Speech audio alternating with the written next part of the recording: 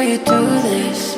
When in the moment, couldn't see your behavior was tight. Olá, seja bem-vindo a mais um episódio do Podcastelli. Hoje vamos trazer um tema muito importante, falando sobre o Novembro Azul. E para acompanhar a gente aqui nesse bate-papo, estamos com o Dr. Paulo Zeraich, urologista. Seja bem-vindo, Paulo. Fale um pouquinho aí do seu trabalho para a gente. Obrigado pelo convite aí. Sou urologista, sou formado em Botucatu, me especializei em Ribeirão Preto e estou aqui em Taubaté, já tenho 8 anos. Tenho consultório aqui, a gente atua na grande maioria dos hospitais aqui da região. É um prazer estar aqui com vocês, para a gente conversar um pouquinho. Obrigadão, Paulo. Então, para a gente iniciar, acho que é importante falar para o pessoal o que é a campanha Novembro Azul, né? Qual é o objetivo dessa campanha aqui no nosso país? Acho que o objetivo do Novembro Azul é conscientizar os homens de também ir ao médico, de também se prevenir. A gente sabe que a maioria dos homens com mais de 40 anos, cerca de 2/3 dos homens com mais de 40 anos, nunca fez um exame de toque, um exame de PSA, né? Os homens têm uma cultura, existe uma cultura entre nós, na verdade, da mulher ser levada precocemente no médico, né? Então a menina ali geralmente menstruou, a mãe leva ela no ginecologista, né? E no homem essa realidade não é igual. Eu acho que a mulher tem uma coisa, né, Paulo, de estar se prevenindo mais, acompanhando. O homem parece que espera um problema vir para tomar uma atitude, né? Tanto que as mulheres vivem em média uns 7 anos a mais do que nós. E muito disso daí tem a ver com o cuidado que se toma, né? Então acho que o Novembro Azul, além do câncer de próstata, né, que foi o que motivou a criação do mês, eu acho que é a conscientização do homem que a gente tem que cuidar da saúde também, né? Tá, legal. E nesse mês, você vê que a procura do homem aumenta, a conscientização vem aumentando, ou ainda é uma coisa que é muito baixa essa consciência dos homens em relação a isso? Eu acho que vem aumentando, mas eu acho que mais do que isso, eu tenho a impressão de que o Novembro Azul reflete no decorrer do ano, hoje em dia.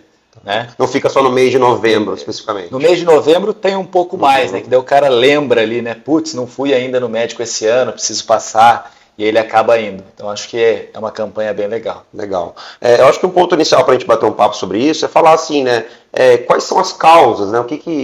Existem causas específicas para a questão do câncer de próstata? Não? É estilo de vida? Até depois a gente pode bater um papo em relação à alimentação também, né? Falar um pouquinho especificamente disso. Mas quais são as causas para o surgimento dessa doença?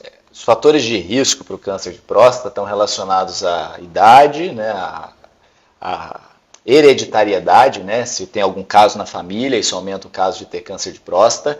A dieta está bastante relacionada, então a obesidade traz um risco aumentado para câncer de próstata.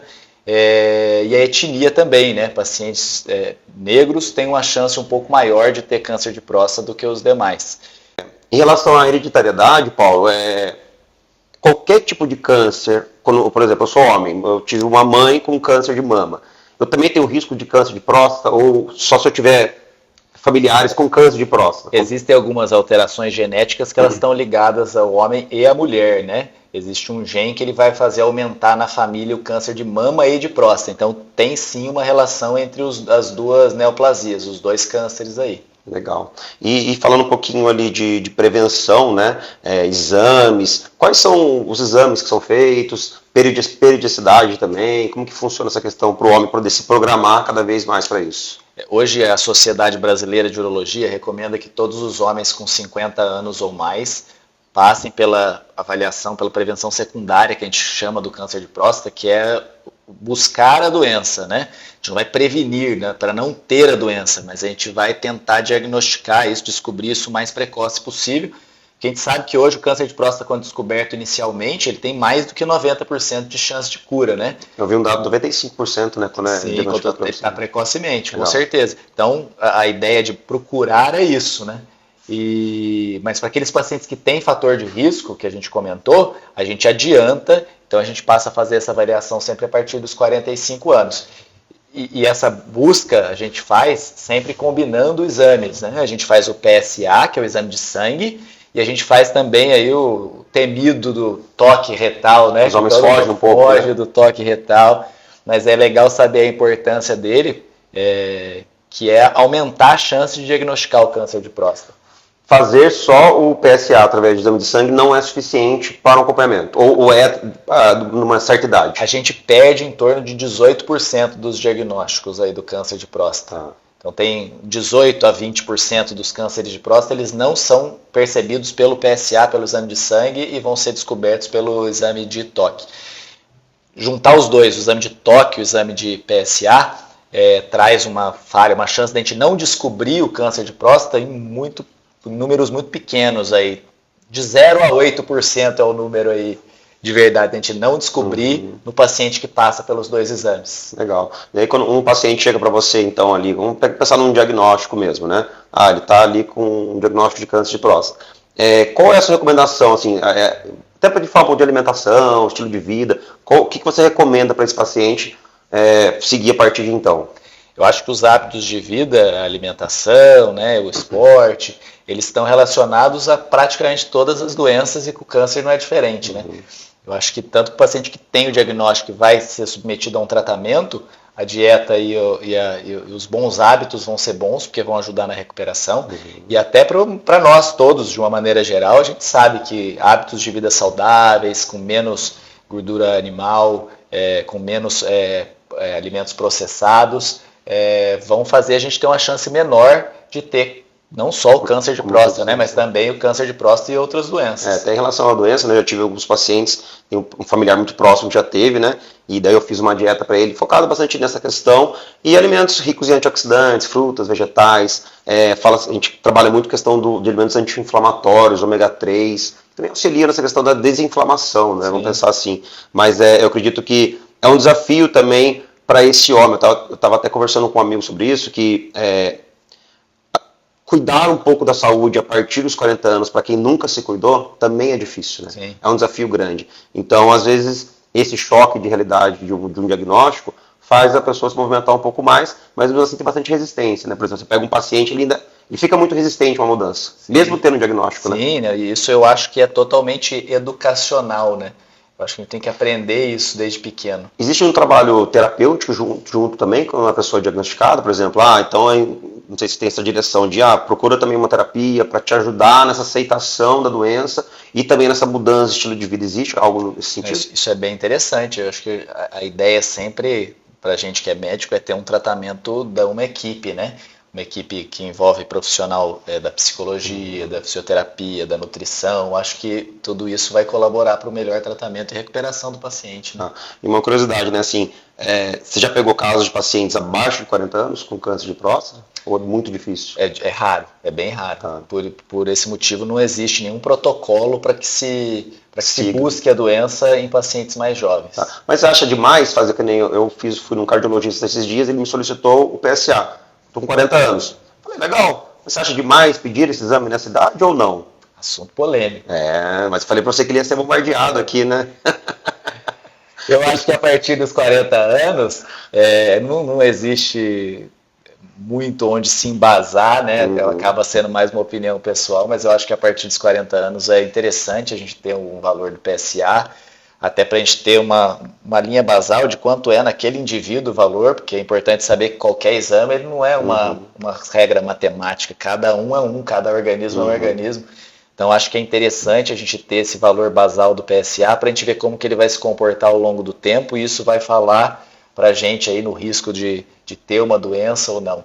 Então, mas antes disso eu acho que não é necessário, que acaba sendo meio que procurar pelo em ovo, e às vezes a gente acabar submetendo o paciente a exames demais, a algumas coisas até muito invasivas que podem trazer mais um estresse emocional, mais estresse emocional e às vezes até físico, né? Uma infecção, alguma coisa por estar sendo submetido a alguma coisa. Sem uma necessidade. Sem uma real necessidade, isso, né?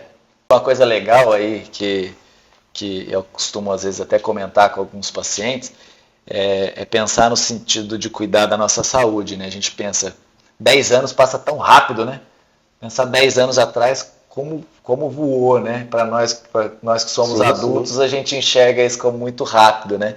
Eu acho que as decisões que a gente toma agora vão influenciar diretamente em como a gente vai estar daqui 10 anos, daqui 15 anos, né? Eu falo muito lá eu trabalho de prevenção também, né? Na nutrição, muito trabalho preventivo, né? Eu converso muito também com eles na relação, assim, que talvez hoje, e o câncer de próstata é uma doença silenciosa, né? No primeiro estágio, né? Então, a gente não sente muito essas doenças. Talvez ali uma diabetes, talvez sim, mas ali um câncer, dependendo do tipo de câncer, não. Então, só que esses 10 anos que você está falando é totalmente real, porque isso vai surtir um efeito enorme se não tiver essa prevenção, esse cuidado nesse momento. Sim. Mas como a gente falou inicialmente, né, eu ainda acredito que o homem, ele é muito resistente, eu falo por mim mesmo, né, falei que eu fiz o exame essa semana aí de um cardiologista, faziam 3 anos que eu não fazia um acompanhamento. Eu falei, eu trabalho com saúde e não estou acompanhando, né. Paulo, eu vi um dado que cerca de 50% dos homens acima de 40 anos nunca foram ao urologista, né. Então, assim, qual que é a frequência, primeiro porquê desse dado, né? Acho que a gente já falou um pouco sobre isso, mas qual que é a frequência e quando que esse homem deve começar a procurar? Só depois dos 40 anos para ver essa questão? Ou deve procurar quando ele está iniciando uma fase adulta? Como que funciona essa busca por esse tipo de especialidade? Às vezes até mais, viu, Luiz? Às vezes até mais de que 50% dos homens com mais de 40 anos não buscaram, não foram a médico nenhum, na verdade. Não só urologista, né? Eu acho que uma coisa importante é saber que a gente sempre tem que prevenir, né? Não é só o câncer de próstata que a gente vai prevenir. Então, quando ir ao urologista, eu acho que o urologista acaba assumindo o papel do médico clínico do homem, do mesmo jeito que a mulher vai no ginecologista, né, desde pequena. Eu acho que a cultura deveria ser do menino também ser levado ao urologista, né? Então, o menino parou de passar no pediatra, ele tem que ter uma referência de algum médico, acho que o urologista é uma boa referência. Aí a gente vai sempre individualizar, né, para cada um, quanto tempo que você passar, quais exames fazer, isso aí vai depender de cada faixa etária. Mas boa parte dos pacientes que não vão ao urologista depois dos 40 anos foi porque não aprenderam a ir ao médico. Né? Mas é uma questão cultural, né? Eu vi um outro dado também, bem interessante, que em países subdesenvolvidos como o nosso, né, quando a cada 10 pacientes são diagnosticados com câncer de próstata, 3 a 4, infelizmente, morrem. E em países desenvolvidos, apenas uma morte, cada 10 uma morte. Então aí você já vê a diferença da questão de educação, de cultura, né? Porque a gente não tem uma cultura de prevenção, de buscar o auxílio. Falo isso, né, por um homem, acho que isso que a gente está fazendo aqui hoje é bem legal, porque é trazer um pouco essa consciência através desse vídeo, para que os homens, né? E quando a gente fala homens, não é só para homem esse podcast, mas é para mulheres que convivem com homens, quase todas, passar essa informação, né? Perguntar, você está fazendo acompanhamento? Até mesmo puxar um pouco a orelha do marido, do filho, mulheres que têm filhos novos na cidade que você falou, começar a levar, e até pegando esse gancho que você falou da idade ali, né, após deixar o pediatra, tem alguns exames específicos para a idade ali, adolescência, ou não existe um exame? Ou exames em geral que é solicitado de acompanhamento? Eu acho que basicamente no início também isso não existe uma regra, né, mais uma opinião, mas eu acho que no início é mais uma questão educacional mesmo, né, de se falar, de ver o desenvolvimento daquele adolescente, de ver se ele está se desenvolvendo adequadamente. Existe uma doença que chama varicocele, que a gente pode diagnosticar precocemente, isso tem influência depois na fertilidade. E a parte educacional, ele vai começar uma vida sexual, ele tem que saber que existe doenças sexualmente transmissíveis, saber como se prevenir, prevenir uma gravidez. Eu acho que é nosso papel também participar dessa conversa, né? Talvez, hoje também é muito comum ver homens inférteis, né? Acho que é um pouco comum ver isso. Talvez esse homem, se tivesse feito esse acompanhamento lá atrás, poderia ter evitado uma questão assim. São condições preveníveis, né? Paulo, vamos falar um pouquinho de dicas, então, para os homens aí, ou as mulheres passarem para os homens, para eles poderem seguir aí para começar a prevenir, né? Vamos falar na prevenção. Então, até mesmo falando um pouco de exercício, você concorda comigo, quando o paciente me pergunta, qual exercício eu devo fazer? A minha resposta para ele é o quê? Qual você gosta de fazer, quando uma pessoa está sedentária? Porque muitas vezes é direcionado essas pessoas, esses pacientes, para o exercício que ele não gosta. Então, eu vejo que ele não consegue se manter, então não adotou esse estilo de vida, né? Então eu sempre indico ali fazer uma caminhada, se a mulher gosta, né, eu sei que o assunto é homem, mas a mulher gosta de dançar para dançar, qualquer exercício que movimente o corpo, né? O que você pensa em relação ao exercício, assim, quando você direciona os seus pacientes? Sem dúvida, eu acho que você está certo, eu acho que cada um vai gostar mais de um e de outro, e também é interessante conversar a respeito daquilo que se encaixa na sua rotina, porque eu vejo que a maioria dos pacientes que não fazem atividade física tem como uma desculpa ou como uma justificativa a falta de tempo. E existem diversas maneiras de não ficar sedentário que eu acho que dá para encaixar na rotina de quase todas as pessoas, né? Acho que é importante primeiro a pessoa entender a rotina dela. Eu tenho 30 minutos por dia.